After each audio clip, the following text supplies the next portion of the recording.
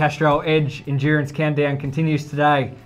Day 5 and car number 5, the Orrcon Steel FPR Falcon of Mark Winterbottom and Luke Youlden. Mark Winterbottom right in the championship hunt, currently 3rd, heading into the L&H 500 at Phillip Island.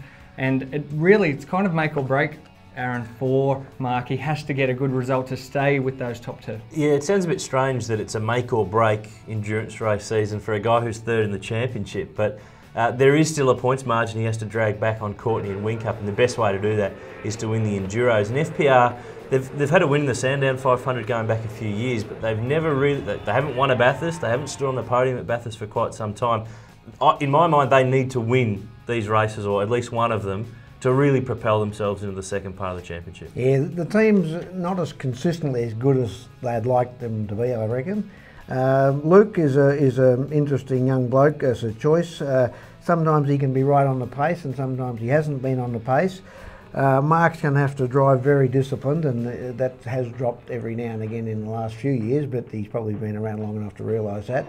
And it's an unknown quantity where they could be. They'll need everything going for them though, if they want to be in that top 3. Oh, I think they're a winning chance. Definitely a winning chance. Yeah, but well, I guess maybe the rules are now though, even if Luke, he's not going to be as fast as Frosty. A lot of these co-drivers won't be as fast as their main guys, but they don't have to be. That's they only right. have to do their allocated amount of, I think it's 54 laps, the minimum for Bathurst, and whatever the 130 is at Phillip Island. So you can get away with having a guy who is not potentially as fast as the main guy, because at the end of the day, the main guy is going to do all the work. They've got to be disciplined enough to hand it back and not get involved in a little ego trip. And some co-drivers don't like that, and some do. And the most solid co-driver, as I mentioned earlier, David Brabham, he's not in an ego trip, he'll hand it back. Now, Luke's got to rise to that occasion. Well, he did rise to the occasion. This is not the first time he's had to carry someone else's championship, because he co-drove for a few years with Russell Inglis Stones. The year in 05 when Russell won the championship, did the right job, did everything required. So of all of these co-drivers who are helping blokes with their championship this year,